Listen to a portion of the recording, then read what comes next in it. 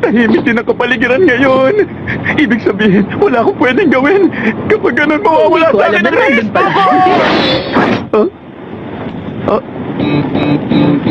Teka! Ikaw ang taong yun ah! Ano nga ba yun? Seed on the ground? Hindi. Parang lost and found. Ah! Jack-o'-lantern panic! Speed of sound, Sonic. Sa wakas nakita rin kita, Saitama. Ngayon ang araw ng pagtutuos natin. Pasensya na. Busy ako ngayon. Magkita na lang ulit tayo. Ha? Bakit? Nakakala mo ba? Magagawa mo akong takasan ng ganun lang?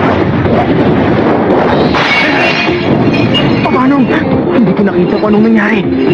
Dapat nahiwa na ang mukha niya. Pero ang blade ang naputol. Diba sinabi ko na busy ako? Saka naiinis ako kaya ang sino mang humadlang sa akin